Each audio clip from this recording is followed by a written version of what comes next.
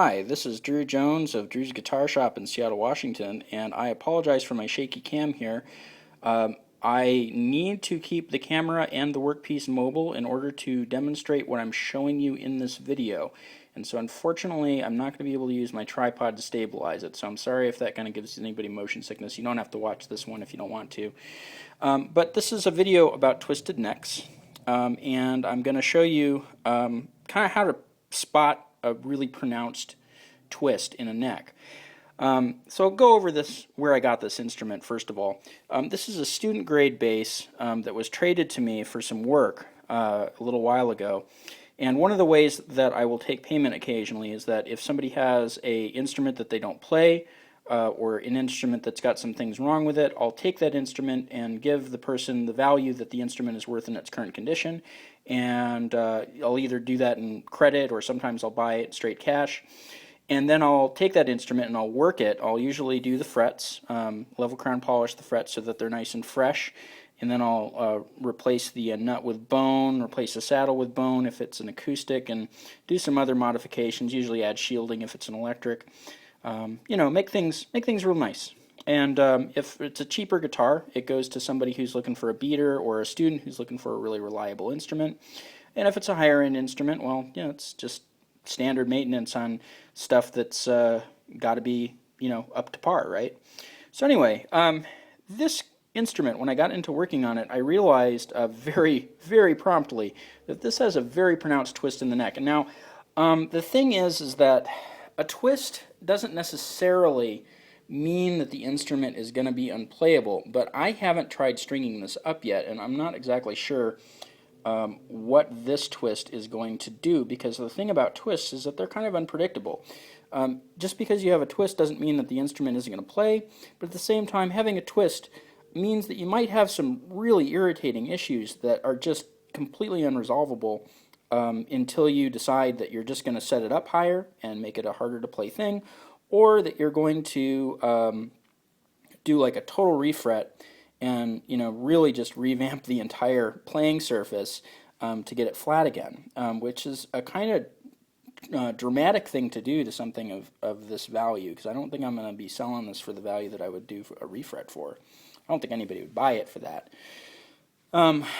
But I might end up doing that anyway. We'll see.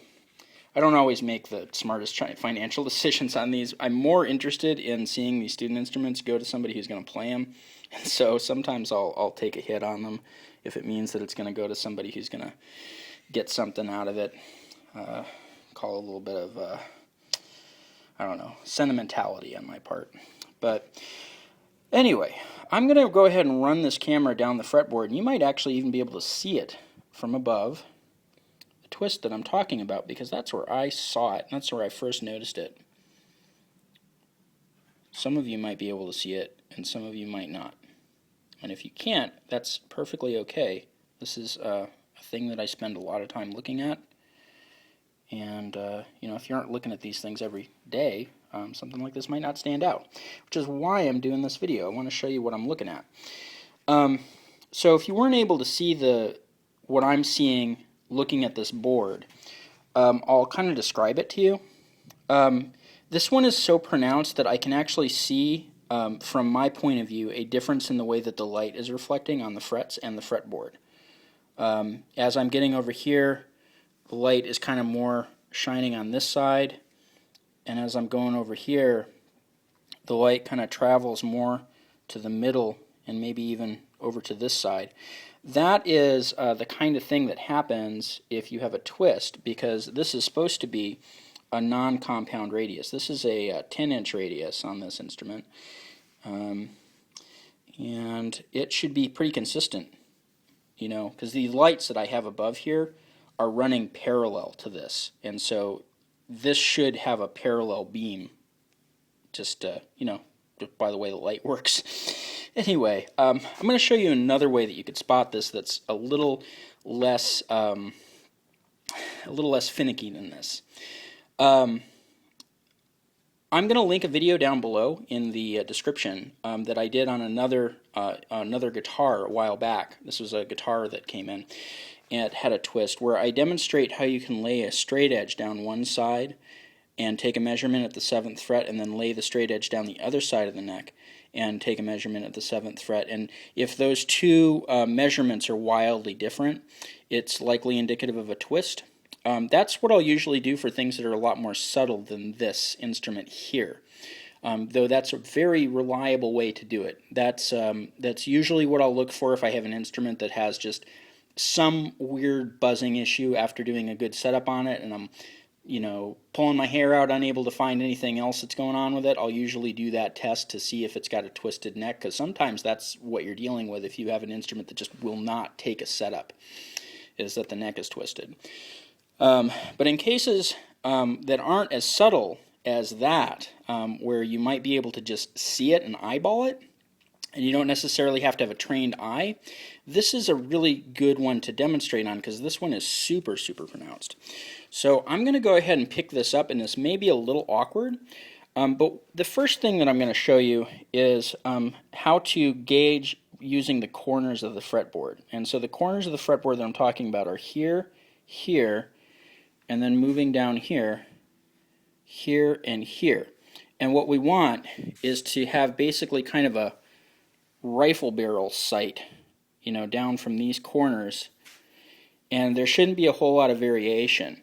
In other words, you should be able to see that these 2 points are level with these 2 points, ideally. And another way that I'm going to be showing you is kind of another like rifle sight thing, where you're going to eyeball down this corner of the fretboard right here and right here and look for an inconsistency. That is to say that if you see a curvature on one side that you do not see on the other, that is a twist of a kind. It means that you have an inconsistency from one side to the other, and you may have the sort of problems that are going to come about as having a twisted neck. So I'm going to go ahead and pick this up. I'm going to bring it up here, and I'm going to show you. So if you are sighting down the corners like I just was talking about, you are going to notice that there is a pronounced dip in the farthest away right-hand corner from the closest to us right-hand corner. That is a very, very pronounced dip. Going up like that, coming down like that, you can see it. You can just see it. It's not a thing that needs to be measured. It's very, very pronounced. Just go ahead and screen cap that and look at it. Use a ruler if you need to. But there's a definite twist there. So the other way, again, would be to take it and sight down that corner. Now when we sight down this corner here, notice that there's a little bit of a forward bow, tiny bit, more like a relief. That's actually kind of ideal. I want to measure that after a string tension is on it to make sure that it's a good amount of relief. However, when we go over to this side, we see a very pronounced back bow, and right there is our marker. That's what we look for with a badly twisted neck. There's usually going to be an inconsistency from one corner running down to the other corner running down, and that's a pretty easy way to spot this sort of thing. Another way to do it is that if you have a light, like say I have that light there, and you're not dealing with a camera adjusting its light balance automatically, you can oftentimes take the neck and kind of work it up and down like this, and you can see how the light is refracting off the board and off the frets. And you'll notice an inconsistency from one side to the other, or you'll notice that it kind of drifts off in one direction. But the key to that is that you have a parallel light source to the surface. So we'd want to keep this neck parallel, that is to say this board parallel to that light while we took that measurement. The other cool thing about that is that will point out low and high frets oftentimes, because if you have, consistent, and then super bright, that super bright fret may be a little high, or it may be a little low depending on your light source. But if it's not consistent with the others as you're kind of taking it and moving it, you're likely looking at an inconsistency in the fret height.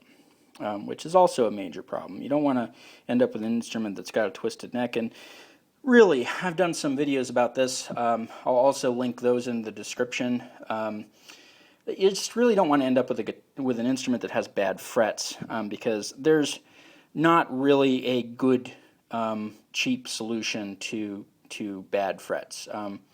Bad frets, pretty much you're ending up reworking the entire board. At the very least, it's going to be a level crown and polish, which, you know, I charge 160 here. Other places might charge cheaper or more expensive for that. Or you're looking at a refret. In the case of something like this, where we've got this very dramatic twist, I'm going to go ahead and try to set this up as is, and see where that gets me first. Just because I have the original nut that I can pop in here, and I can just go ahead and bolt this back to the body and use the strings that are currently on it to see how bad this is going to be. But the outcome of that experiment may be that this neck is just completely unsalvageable. And if I can't set this up within the numbers that I want to see, the only way that it can really be fixed is very, very carefully resculpting this fretboard, which is going to involve a refret. So all these frets would have to be pulled. We're going to have to take a RepairUsed block and very carefully work that twist out of the board. So we'd be taking a little more out of here, maybe a little more out of here, and kind of just, you know, re-sculpting that very carefully. But that's not the sort of fretwork that I would recommend even somebody who's done some refrets before. That's getting in some territory that's pretty difficult, because not only are you trying to, you know, level the board this way, you're also trying to level the board this way, which is a much more complex thing. If your board starts out level this way, usually this comes naturally as you use that long block and you sand that radius into the board. But when you have an inconsistency already present, the tendency is that inconsistency will reproduce itself as you use a block. And so it's likely that, you know, if you just had infinite time to carry that block across here and sand very lightly, that it would eliminate that twist. But you got to keep in mind that you got a thin fretboard here. You don't have infinite time to work on this. You need to be able to sculpt it and make sure that you're not going through the fretboard, going through your inlays, working your way down to the side dots, or, you know, just doing some bad stuff. So you'll have to do some careful and targeted sculpting in those cases, and it's something that I would recommend. If you're a rookie, only doing it on something like this that's a student grade instrument, you know, and any of you who are really experienced with doing fretwork out there who are listening to me are probably nodding your heads going, yep, because you probably dealt with something like this before. So anyway, I don't necessarily put these videos up to advocate that people do the work that I'm talking about. I'm just kind of describing what would need to happen. If you have an instrument like this that has a twisted neck, you know, you may consider doing what this person did, which would be to trade it to somebody who can make something out of it, so that people can actually play it.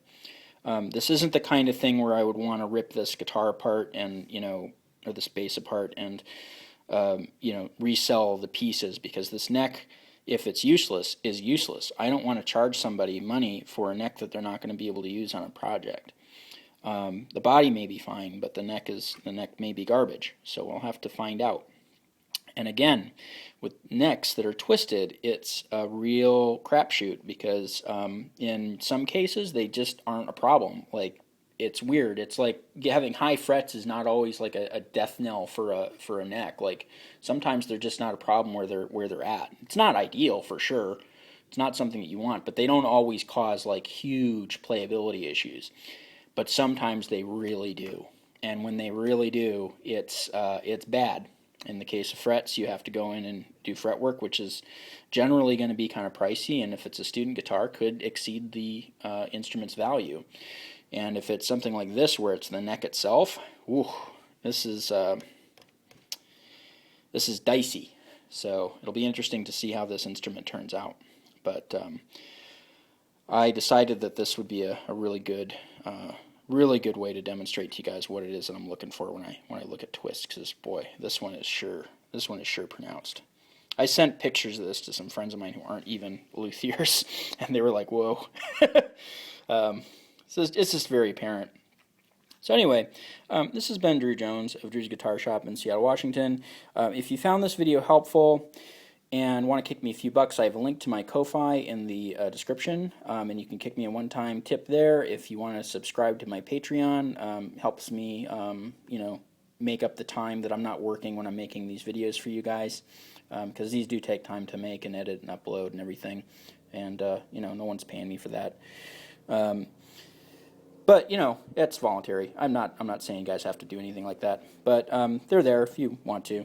And there's also a link to my website where I have a list of my prices and contact information. And if you're in the Seattle area and need some work done, I'd be very happy to do the work for you. Just give me a call, let me know what you need, and we'll set you up with a time to come by to come drop off your instrument. This again has been Drew Jones of Drew's Guitar Shop in Seattle, Washington. Thanks for watching.